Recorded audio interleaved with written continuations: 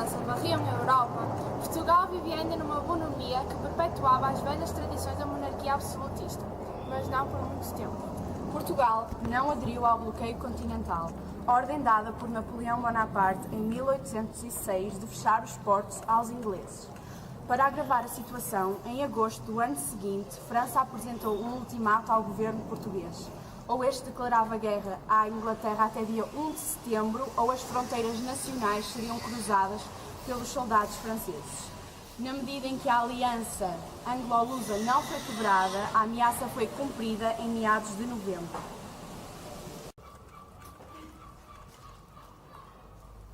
O objetivo desta ordem, dada por Napoleão enquanto governante, era retirar à Inglaterra toda a influência conquistada a nível internacional e passá-la para a França.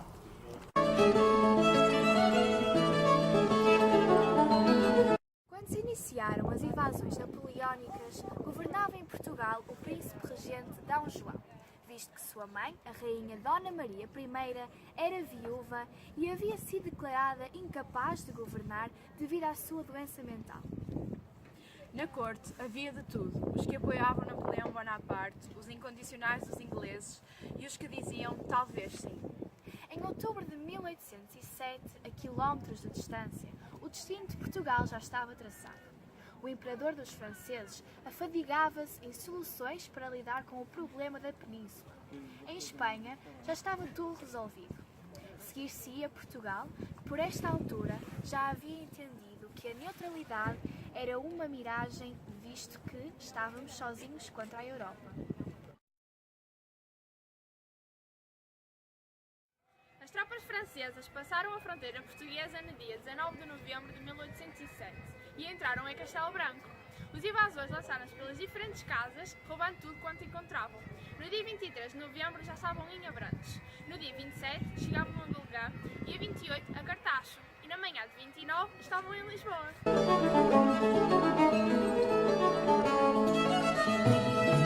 O povo assistia desamparado à partida precipitada da família real e da sua respectiva corte para o Brasil, o que resultou na abertura dos portos do país em 1808. Em agosto de 1808, deu-se a assinatura da Convenção de Sintra, que forçaram os franceses a abandonar Portugal, expulsos pelos ingleses.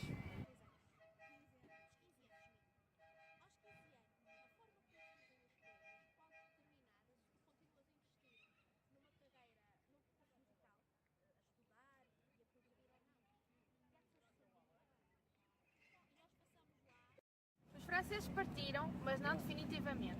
Enquanto em Portugal se lutava contra a ocupação francesa, Napoleão mantinha no trono espanhol o seu irmão Bonaparte.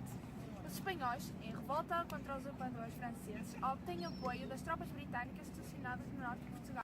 Sob o comando de John Moore, os britânicos passam a fronteira no início de 1809, para serem derrotados na Corunha pelo Jean Soult, que comandou as tropas do imperador Napoleão Bonaparte. Obrigadas a retirar, deixaram descoberta a fronteira com Portugal, permitindo a Soult invadir o país pela fronteira de Trás-os-Montes e ao Douro, em Chaves. Em março de 1809, vencendo a Batalha de Carvalho de Este e avançando até à cidade do Porto, que ocuparam 24 dias desse mês, ficando na fronteira do Rio Douro.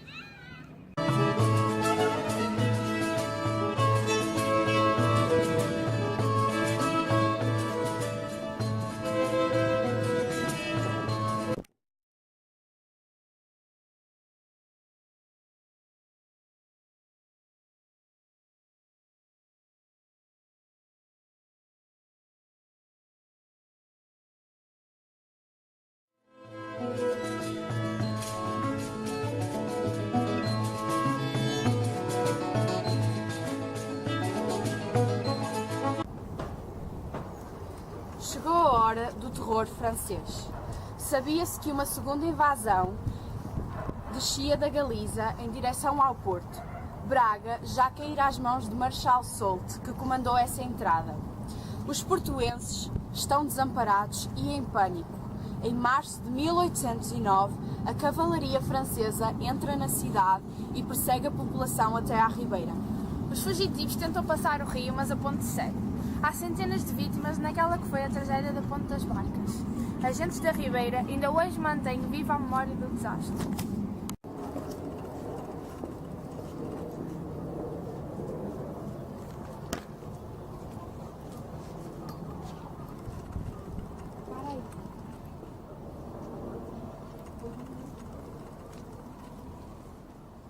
quando ela pousa.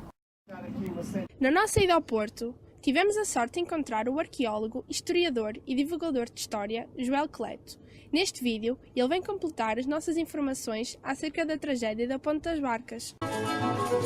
De dias, o tempo suficiente para servir auxílio do Sul. Nessa altura já se sabe que o Duque de Wellington está a caminho de Portugal, vai desembarcar e, portanto, à espera de fazer a contra-ofensiva em relação aos franceses. Portanto, o Porto prepara-se para tentar reter os franceses e esperar o apoio do exército inglês e português vindo do Sul. O responsável por preparar a defesa é o bispo do Porto. Eu acho que eles deviam ter desconfiado. Homem que é bispo, homem que é líder militar. Mas pronto, mas todo aquele passado, ainda muito vivo, obviamente em 1809, os grandes cargos eclesiásticos é de gente que vem, obviamente, da nobreza e, portanto, a gente também tem aqui alguma formação, supostamente. É o bispo do Porto que tem que preparar então a defesa, prepara a defesa. O exército francês chega a São Mamede em festa no dia 28, no dia anterior. Posiciona-se em São Mamede em festa e muito rapidamente vão estudar a posição da defesa do Porto. A cidade sabe, noite de 28, a cidade sabe que os franceses já estão em São Mamede em festa e que vão preparar o ataque. Mas a cidade está descansada. A linha de defesa, os fortins, as baterias, as bocas de fogo estão montados, seguramente que vão conseguir travar os franceses. Às primeiras horas da manhã do dia 29, os franceses irrompem pela cidade. Desbaratam com a maior das facilidades a defesa. O grande baluarte do Catedral, em poucos minutos, é tomado. Os franceses dividem-se em duas colunas. Uma que avança por Ramalde, deixando um rastro de destruição, de morte. A Casa de Ramalde ainda hoje é por muitos conhecido como a Quinta ou a Casa Queimada. Os franceses vão deixar a casa completamente incendiada e lá as marcas do incêndio durante décadas. E passam por Ramalde em direção à Foz. A Foz é um sítio que devem imaginar estratégico de dominar a Foz do... Mas o grosso não tem nada a ver com o Obelix, não é? O grosso das tropas francesas avançam, então, praticamente em linha reta, tomam como dizia, o Monte Pedral e, às primeiras horas da manhã, pouco tempo depois de terem iniciado a ofensiva, estão já aqui nas portas da cidade. A cidade que está a acordar completamente surpreendida com os franceses a irromper no Porto. A cidade que estava convencida que ia conseguir reter os franceses da Guerra. Não, são completamente apanhados de surpresa e por isso é o pânico total da cidade, com as gentes a tentarem fugir para Gaia, cruzar o rio, já com o exército francês em cima da população. Como podemos ver aqui nesta. Poucos anos antes, não muitos anos antes, a cidade do Porto tinha inaugurado uma nova, que já tinha havido outras, desde a Idade Média. O Porto tinha ligação, era feita das duas margens, feita através de pontes de barcas. Pontes de barcas são, como o próprio nome indica, barquinhos, colocados um ao lado dos outros, todos atados uns aos outros, e por cima um estrado, portanto as pessoas passavam por cima desse estrado, assente nos barcos, todos atados uns aos outros. Portanto, são estruturas muito débeis, que facilmente se desfaziam, vinham as cheias.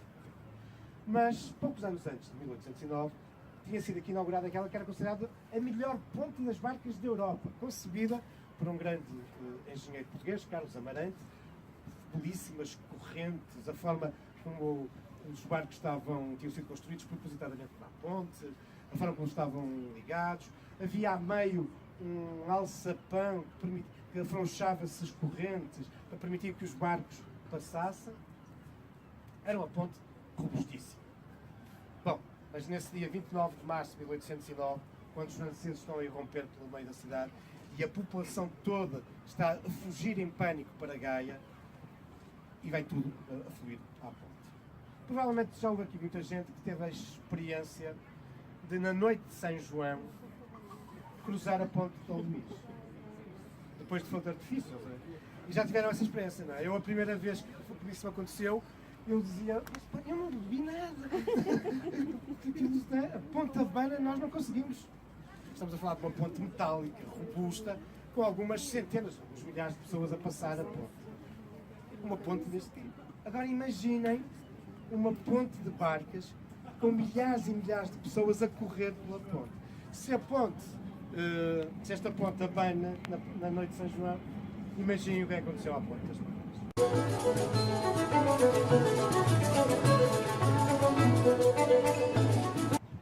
Naquela altura e durante 3 dias, a cidade do Porto foi saqueada. Só não fugiu quem não podia. Como consequência, a fevereiro de 1810, a assinatura do Tratado de Amizade entre Portugal e Inglaterra permitiu o comércio e navegação preferencial inglesa aos nossos portos. Em julho de 1810, Marcena comandava as tropas que entraram em Portugal pela Beira. Era a terceira invasão. Sistema defensivo de fortificações, mandado construir em 1809 por Wellesley, para defender Lisboa das tropas napoleónicas que pretendiam barrar todos os acessos à capital, num eixo que ia de Tejo até à costa atlântica. Junho de 1810.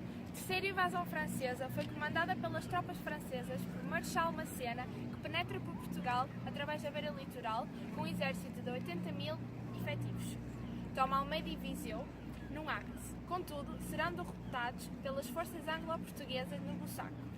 Apesar da vitória, o repouso estratégico das tropas do Wellington para as linhas de Torres, já construídas em segredo. Massena, apesar de perdido, avança para Lisboa, sendo derrotado por estas linhas defensivas e falta de abastecimentos.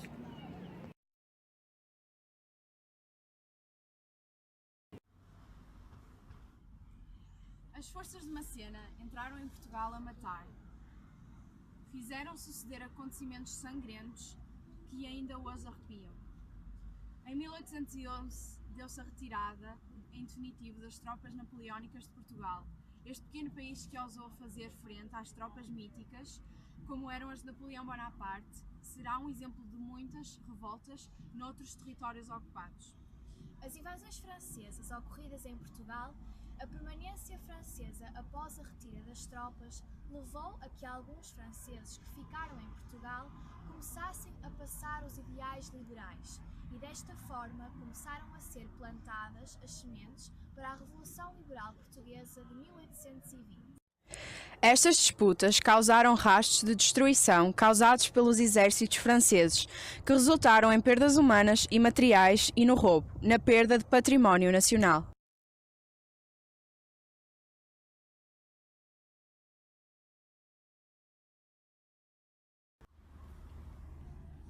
Este monumento relembra-nos o que aconteceu na tragédia da Ponte das Barcas, que se deu bem debaixo da Ponte de Luís.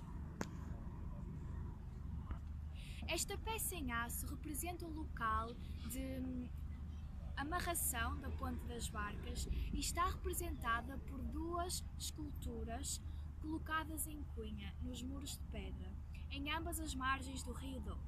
Não é propriamente uma réplica da Ponte das Barcas, portanto é um conjunto de formas que evocam o sítio de amarração das cordas que prendem os barcos, portanto da Ponte das Barcas.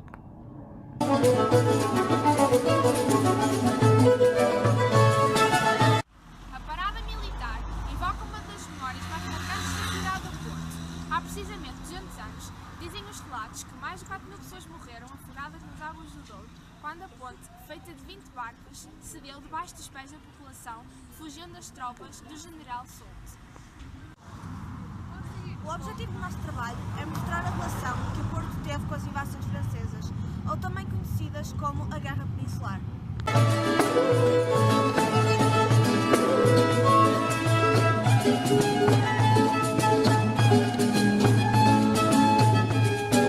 aqui na casa do Dom Infante, Mesmo ao lado do arquivo histórico, onde esperamos encontrar documentos importantes para o nosso trabalho. Que nos ajudem a perceber o impacto que as invasões francesas tiveram em Portugal. Campanha do Wellington. Reprodução de um desenho apresentando Wellington e as suas tropas nas margens do Rio Douro a quando das invasões francesas.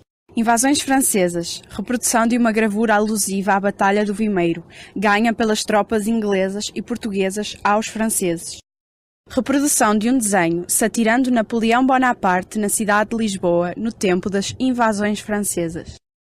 O povo armado, como pôde, treinou para vencer as tropas que vieram de França, comandadas pelo general Junot. Há 200 anos travou-se aqui mesmo, na Barca da Trofa, uma batalha que iria ameaçar a ofensiva napoleónica em terras lusas. Naquela altura, a Trofa deu uma contribuição histórica de defesa no território nacional. Este punhado de agricultores armados deu o que fazer aos franceses. O monumento aos heróis da Guerra Peninsular localiza-se na Rotunda da Boa Vista, bem no centro da Praça de Mouzinho de Albuquerque. Aqui ergue-se este monumento comemorativo aos bravos destas lutas. Representa cenas de artilharia em movimento, podendo ver-se também soldados ingleses que vieram apoiar Portugal. Na frente, uma mulher, a Vitória, guiando o povo, empunha na mão esquerda a bandeira nacional e na direita uma espada. No topo observa-se um leão e uma águia, sendo estes Inglaterra e os franceses, respectivamente. Isto significa que Inglaterra derruba os franceses. Esperemos que apreciem o nosso esforço nesta que foi uma tentativa de vos dar a conhecer um dos grandes acontecimentos que marcaram Portugal.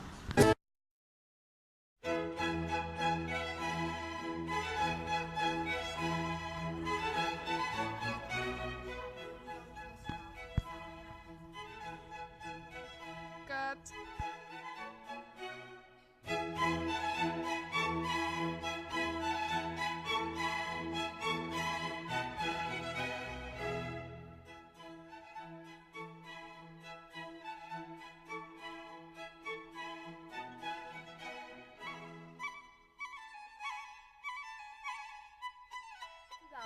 Por esta altura, não consigo. Ai, não me acredito, estava mesmo bem este. Fazem revolta contra os